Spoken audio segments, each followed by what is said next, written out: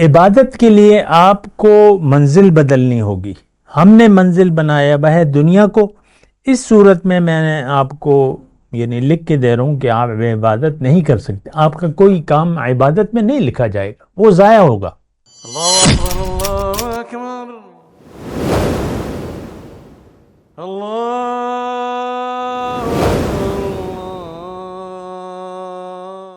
اعوذ باللہ من الشیطان الرجیم. بسم اللہ الرحمن الرحیم. اللہم صلی علی سیدنا محمد وعلی آل سیدنا محمد بعدد کل ذرۃ مئۃ الف الف مرۃ. سامعین و ناظرین کرام، السلام علیکم ورحمۃ اللہ وبرکاتہ. آج کا میرا موضوع عبادت آخر کیسے. دیکھیں، یہ بات تو ہم سنتے آ رہے ہیں، عبادت. تو مسئلہ یہ ہے کہ ایک بات میں اکثر کہتا ہوں کہ ہمارے دین کی جو بھی اصطلاحات ہیں، کسی اصطلاح کے بارے میں کسی اصطلاح کا مطلب ہم نہیں جانتے. جو بھی اصطلاحات ہیں اس میں قرآن ہے، حدیث ہے، ہدایت ہے، اور آخرت ہے، قبر ہے، حشر ہے، جنت دوزخ یا دین اسلام، یہ سب کچھ ہم نہیں جانتے کہ یہ کیا چیزیں ہیں. جب دنیا آپ کی منزل بن گئی تو یہ تمام چیزیں پھر آپ کی ضرورت نہیں رہیں گی. آپ کی اس کو کوئی ضرورت، اس کو جاننے کی کوئی ضرورت نہیں رہے گی. ہاں، بس جو روایات ہیں، عید کی نماز ہو گئی، قربانی ہو گئی، رمضان شریف ہو گیا، زکوٰۃ ہو گئی وغیرہ، بس یہی باتیں ہیں. اور تو کوئی ہماری سوچ بھی نہیں ہے نا. دیکھیں، عبادت کی میں بات کر رہا ہوں. بندگی یا عبادت، یہ مقصد حاصل کرنے کے ذرائع ہیں، عین مقصود نہیں ہے. ایک بات تو یہ بھی غلط فہمی ہے ہماری کہ بندگی عین مقصود ہے یا عبادت عین مقصود ہے. نہیں، یہ مقصود تک پہنچنے کا ذریعہ ہے، راستہ ہے. اللہ تک پہنچنا ہے تو سیدھے راستے پر چلنا ہوگا. کوئی سیدھے راستے پر چل رہا ہے تو وہ عبادت کر رہا ہے اللہ کی، وہ بندگی کر رہا ہے. باتیں آسان ہیں، مشکل نہیں ہے. لیکن مسئلہ یہ ہے کہ ہماری ان تمام موضوعات پر، میں بہت افسوس سے بات کہہ رہا ہوں کہ یہ تمام موضوعات پر ہم سوچنا بھی نہیں چاہتے. بچپن سے جو ہمیں عادت ڈالی گئی ہے یا سوچ ڈالی گئی ہے وہ دنیا کی ہے. ہمارا آئیڈیل دنیا ہے، ہم دنیا کے لیے جی رہے ہیں. ہماری سوچ میں صرف دنیا ہے، خیال دنیا. پھر اللہ اور اس کا رسول اور ہدایت، یہ ہماری زندگی کی کتاب میں نہیں ہے. ہدایت کیا ہے، دین کیا ہے، اسلام کیا ہے، اللہ کا کیا حکم ہے، عبادت کا کیا مطلب ہے، بندگی کیا ہے، یہ تمام باتیں میں نہایت افسوس سے کہہ رہا ہوں، یہ تمام باتیں ہم نہیں جانتے، نہ جاننا چاہتے.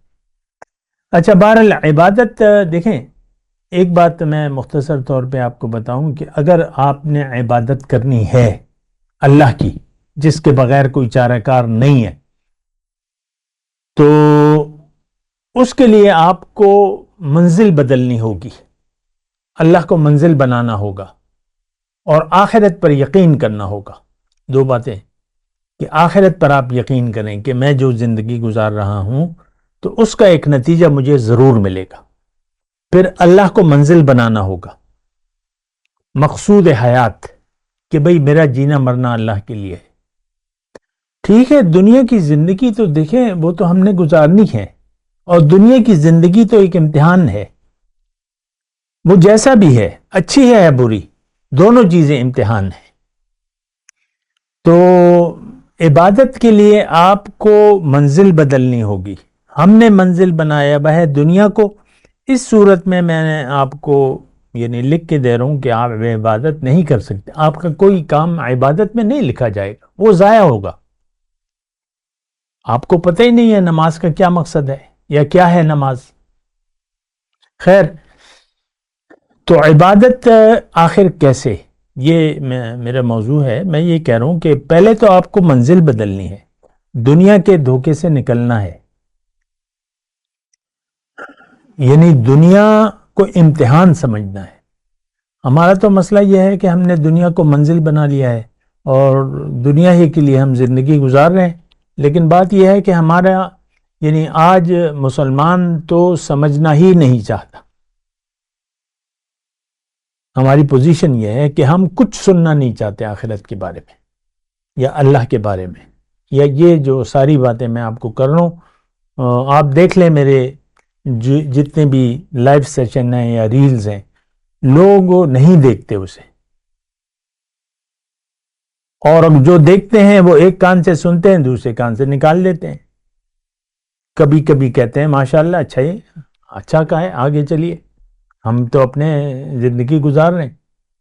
عمل کرنے کے لیے یا لائن چینج کرنے کے لیے کوئی تیار نہیں ہے. اصل تو دیکھیں راستہ ہے، آپ کو منزل بدلنی ہوگی تبھی راستہ بدلے گا. ہم نے منزل بنا لی ہے دنیا کو، اور پھر کچھ کام ایسے کر رہے ہیں ہم ظاہری طور پہ کہ اس کو ہم کہتے ہیں کہ بس ہم تو جنت چلے گئے. صرف داڑھی رکھنے سے یا نماز پڑھنے سے تو کوئی جنت نہیں جاتا. پہلے تو آپ کو نیت بدلنی ہوگی. عبادت اگر آپ چاہتے ہیں، آپ کر نہیں سکتے، آپ کا کوئی عبادت، آپ کا کوئی کام، نیک کام عبادت میں شمار نہیں ہوگا جب تک آپ نے اللہ کو منزل نہیں بنایا. آخرت پر جب تک آپ کا یقین نہیں ہے تو پھر تو کوئی، دیکھیں للہیت یہ ایک ایسا جملہ ہے. للہیت کا مطلب یہ ہے کہ آپ اللہ کے لیے اللہ کو راضی کریں، اور اللہ کو راضی کرنے کے لیے آپ کو اس کو منزل بنانا ہوگا، مقصود کہ بھئی مجھے چاہیے اللہ کے میں نے قریب ہونا ہے اور اللہ کو راضی کرنا ہے. چلیں آسان الفاظ میں اللہ کو راضی کرنا ہے. ظاہر ہے آپ جو بھی زندگی اس وقت گزار رہے ہیں، یا تو اللہ تعالیٰ اس سے اس وقت ناراض ہے یا راضی ہے. آپ جو بھی اس وقت زندگی گزاریں، جو بھی آپ نے فیصلہ کر لیا ہے، جو بھی آپ نے سوچا ہے، اس فیصلے سے اور ان کاموں سے یا تو اللہ تعالیٰ راضی ہے یا ناراض ہے. تو منزل اگر آپ بھٹک گئے تو اللہ تعالیٰ تو آپ سے راضی نہیں ہو سکتا. سب سے پہلے یقین ہے. جنت میں جانے کی جو اللہ تعالیٰ بات کرتا ہے قرآن میں، تو الا الذین آمنوا وعملوا الصالحات، پہلے اللہ تعالیٰ بات کرتا ہے یقین کی، کہ تم مجھ پر یقین کرو، مجھے منزل بناؤ، میری طرف رخ کرو اور زندگی پھر میرے لیے گزارو. بس سادی کہانی ہے. اللہ کے لیے اگر آپ زندگی گزار رہے ہیں اللہ کو منزل بنا کے، آپ کا ہر کام عبادت ہے، بندگی ہے. سبحان اللہ. آپ کھانا پکا رہے ہیں، آپ بیوی کے منہ میں لقمہ دے رہے ہیں، آپ بچوں کو سحر کے لیے لے جا رہے ہیں، بچوں کے ساتھ کچھ گپ شپ لگا رہے ہیں، سارے کام عبادت ہے. اچھا کھانا کھائیں، اچھی رہائش رکھیں، اچھا کمائیں، اچھا کھائیں، اچھا رہیں، کوئی مشکل نہیں.